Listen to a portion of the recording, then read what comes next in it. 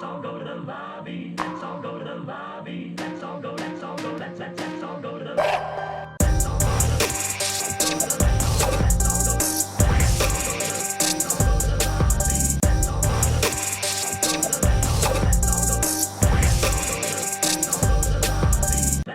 to the. If it's adventure you seek, you've come to the right tavern. Oh, no. What's really good, guys? I'm your boy, Spider-Man, a.k.a. D-Man. You sure you're not going to do it with me now? No, because last time you told me I did, I was off beat. You were. You want to try it real quick? Ready? Let me see if I can do it on my own. Ready? Okay. What's really good, guys? It's your boy, Spider-Man, a.k.a. D-Man. See? And I'm sitting here with my sister, my day one, the one who holds it down for me, my co-host, Daria. Say what's up, Daria. What's up, Daria? Wow. Thank you so much for that. Oh my God, you're so welcome. Very helpful. Very helpful. So totally welcome. Welcome to Kaiju Cinematic Destruction, our movie review show. But before we get started on the movie that we're doing today, y'all know the drill. If y'all like to see this channel continue to grow and thrive, make sure to subscribe to the channel not down below. Just subscribe to the channel. Hit the bell icon so you're notified about all of our videos because we bring you content every damn day. Every damn day. Like any other the videos that we got on our channel, and comment down below because we do like to hear from you, our Kaiju faithfuls. Now let's get into it. We are about to go where, D? Up, and away! Like Toy Story. Up, and away. I cued you in. Yeah, that's how that goes. The name of the movie is literally... I know the name of the movie. So I just wanted to say that. I'm going onward. You went to Toy Story. We're doing it's Onward. Still Disney franchising, Pixar. We're doing Onward. Yes, we're doing Onward. We managed to catch Onward, and we brought the little one with us. We did. Unfortunately, he's not here because he wanted to. Today was Green Eggs and Ham Day at school. So he couldn't join us for the review. Thank you for that extra bit of information. You're very welcome because Green Eggs and Ham. It's Dr. Seuss's birthday. Green Eggs and Ham. I will not have them Sam I am. I do not like them. Sam I am, right. We're derailing. We're derailing. Okay. Because we're trying to talk about Onward. You went to Toy Story. Now you're on Dr. Seuss. Let's focus real quick. Bring it down. Focus. I did bring it down. Bring it down and focus. Bring it down and focus. All right. So we have our movie of the day, Onward. It's a coming of age story, which really is what it is, with some nice world building because it's a world where there's trolls, there's goblins, there's elves, centaurs, satyrs, dragons, unicorns, what have you, pixies, everything. And it's a world where magic used to reign supreme, but then everybody decided, you know what? I'd rather have running water and plumbing. So instead of me having to go vanish me poop 'em, like J.K. Rowling said that the wizards technically do before they discovered indoor plumbing. Which is actually a good idea. No, it is not. It is stupid. J.K., stop adding new shit to your things. Just leave the books alone. All you do is just stop tweeting. Stop tweeting. Just say, Dominicus poopus away. So the world that we're in for this Onward is basically like ours. There's cars, there's high-rise apartments, there's jobs. We got jobs. Yeah. Everything. And we follow along with our protagonist. Damn, I done forgot his name. Do you remember his name? Ian. See, we saw this last night. And this actually, the fact that I couldn't remember his name is one of the big issues with this movie. It is not bad, but when you think about it, if you had to put it in the pantheon of Pixar movies, it is like a Bug Story. Yeah, it's a little forgettable. A very highly forgettable. Yeah. This is a highly forgettable movie, but that does not make for a bad movie. No. It's just one of those things where it's like, in the moment, you're going to enjoy what you're seeing, but the very second that you leave the theater, it's like little bits of information just like start dropping out of your head because you just stopped caring. Yeah.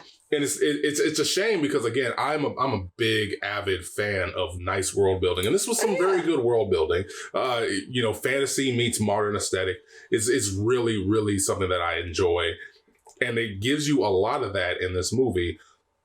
But again, everything else about this thing is forgettable. But it is a journey for Ian and his brother Barley. They managed to be gifted their father's staff after Ian's 16th birthday. Mm-hmm. And they tried to bring him back for just one day. And that's basically the adventure. They only get it halfway done. They need to get another Phoenix gem so that they can finish the rest of the spell. And they go on an actual like fantasy-based adventure, almost like the D&D adventures that Barley goes through because he's a stay-at-home gap year. Taking off. Yeah, he is. I loved him though. Oh yeah, he was fun. I loved him. He was awesome. But they really treated him like he was a screw up. Yeah, they did. All he wanted to do was just spend time at home and play D&D, and that's it. And honestly, I was actually hoping that they would resolve that because it was kind of a cool thing that they did by having Ian be the one that actually knows how to do magic, but having Ian be the one that's capable of doing magic, right? But Barley is the one that knows all the spells and everything. Yeah. But yeah, this is a nice little adventure. But the parts that really I enjoyed the most were the ones with the mom. Oh yeah, the mom is a badass. The mom is a badass. I didn't know Octavia Spencer was in here. She was pretty much a badass. Oh yeah, as the Manticore. Yeah. Yeah, she was awesome. They both were pretty awesome. Yeah, that chemistry there was good. Yeah, that whole chemistry, because it could have went wrong so many ways. That chemistry was just like that from the beginning. You know what? Scratch that. The movie isn't completely forgettable. No, it's not. The mom and the Manticore scenes were probably the best parts of the movie. It was. And then the scenes with Barley. Yeah, and then scenes with Barley in it, because like he even was. Yeah, he was kind of fun. He was kind of fun, but I loved him. I want a separate movie. I want a standalone movie with the mom and the Manticore. I really do. Hopefully they'll give us that because that would be awesome. I don't even need the kids. Just give me those two, and I'll be perfectly fine. Yeah. But yeah, everything about this movie is your pretty standard fare. They do change the climax a little bit. And I like the touch that they did towards the end instead of everything happening and coming together in just one nice little neat package. That there was a lot of nice sacrifices. Yeah. The final fight scene was pretty damn well done. It was actually very well done. But the journey is just your standard, hey, we start bonding. Oh no, there's a misunderstanding that leads to a conflict. Oh, there's a conflict resolution. There's another misunderstanding that leads to conflict, and they split and go their separate ways. Yeah. But oh no, maybe we need to come back together. It's the usual stuff. It's been done before, but that again, that's not a bad thing. No, it's not. And I see where you're getting. And yeah, like you said, it's kind of one of those stories. It's like if you've seen Bug Life, you liked it when you saw it, but you're probably not going to run to see it again. Yeah, you're not going to Onward is kind of on that same road. However, it had its charm. Yeah, no, it's very charming. Yeah, it still had its charm. Charming. It had its interesting characters. It had climaxes you didn't see coming, and they had lots of trials and tribulations, which made it fun. Yeah, it's an enjoyable movie. Yeah, it is. It does nothing more to it. A lot on your emotions. It does take you there. Yeah. Towards the end, it does really, take you there. It really does try to take you there, and it succeeds. Yeah, it deserves. Yeah, what it gets, it earned it. It felt earned. It didn't feel like it was cheap, and it was just like, oh god, now we're doing this. It's like no, they foreshadowed it all the way through the movie. With the way that they handle the relationships between the whole family dynamic. So it's not like it was an unearned tearjerker. No, it wasn't. It wasn't at all. And like I said, like we went to the premiere, which was last night. Wasn't a lot. We tried to go to the. Oh yeah, it got sold out. Yeah, they sold out last week, but it got sold out. Anyways, it wasn't that many people there, but the people who were there, the kids were there. They did enjoy it. I know my little one definitely enjoyed it. Yeah, he wasn't hopping around. He liked the lights and the glitz and the glamour, and he was asking. He did, and he was just asking me questions like, "Mommy, what is that?" And "Oh my God, look at that!" And so it catches their attention. Yeah, it catches their attention. So it does what it needs to do. Yeah, it does what it needs to do. Yes, it's a coming of age story. Yeah, it has some forgettable moments. Yeah, they could have sped up some scenes, or they could have taken out some scenes. They probably could have added a little bit more comedy. I did appreciate that they touched on something that some people might, find taboo. But come on, it's 2020. Yeah. They touched on... It'd be different if they didn't make a press release about it. Well, that's fine, but they still touched upon a relationship that most cartoons don't. Dialogue. Right. That most cartoons don't really like to talk about. Yeah. They did make a reference to that, and I was like, oh, wow. Though on the other end of the spectrum, you remember Zootopia, right? Yeah. You remember when the big conflict happened between the predators and the prey, and they had the newscasters speaking to each other. Yeah. And in different regions, the newscasters were different species. Right. Like in China, it was a panda, and Australia, it was a koala. Right. But like that little bit of dialogue, as forward and progressive as it was, it almost also feels like, wow, they could easily change out the character completely. Yeah. And in markets where they don't allow that kind of that kind of dialogue. Yeah. And just be like, okay, hey, in America, yeah, when they say, my girlfriend, it's progressive. But when they say my girlfriend and say, China and elsewhere, it'll just be like, oh, it's just, somebody has a girlfriend. Yeah. So like that's the big thing. That's just kind of how they did it in the movie, and I appreciate it. I liked it. It's like, you didn't put too much thought into it, which is the big issue. You didn't put a lot of thought into it, and you just kind of said it as like a pass by. It's like, oh yeah, my girlfriend. Like, we're just like, oh, okay. That would have been cool. Like. 10 years ago, where it's like, oh wow, this is a big thing, but then it's like,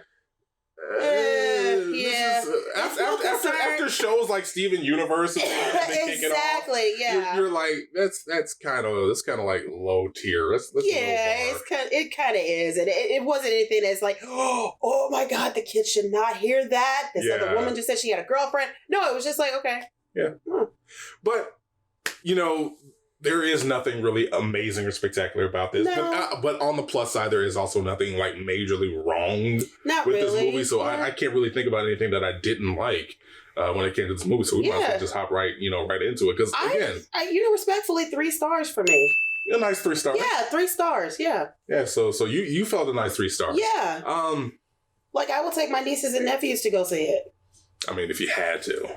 I mean, I'm not going to set out an excursion to be like, hey, guys, do you want to see Onward? It'll be like, hey, we want to see Onward. It's like, okay, I guess we'll go see Onward. Well, yeah. That's kind of a level of enthusiasm that I have around this movie. Where it's just like, that's fair. This is cool. If I see it on Disney Channel again, or if I see it on Disney Plus, I will watch it again. Yeah. But it's not going to be something where it's like, yo, I need to see Onward. I will say this one thing.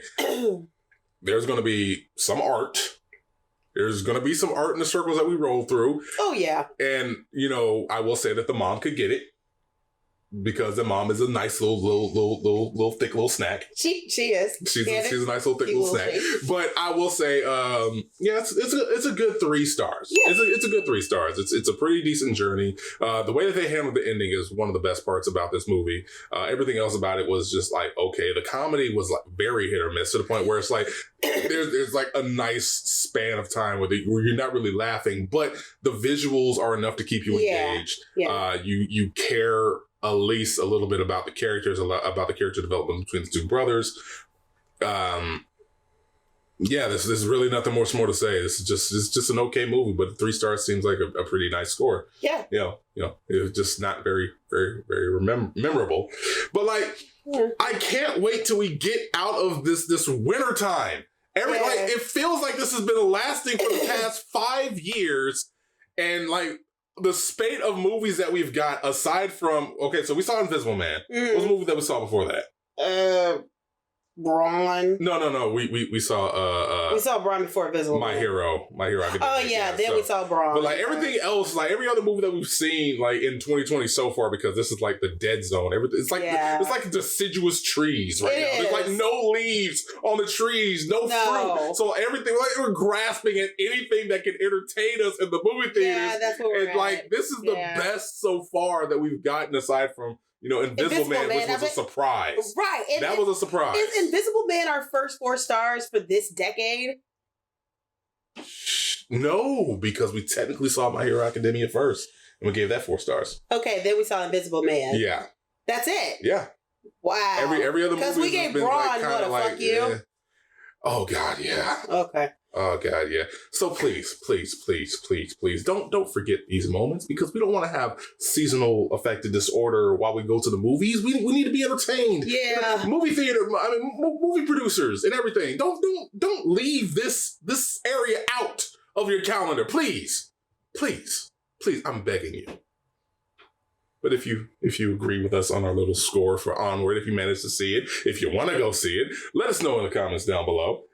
Tell us what you think about the movie, and we'll talk to you because we do like to hear from you guys, and we do hope you have a great weekend, just like we've had a great weekend with you because we're going to be doing a lot. Oh, yeah, wow. We got a lot coming up. That's professional. It is. That was oof. We got a lot coming up. Oh, that was not good. Yeah. Anyway, we hope you have a great weekend, and we'll catch you later. Deuces.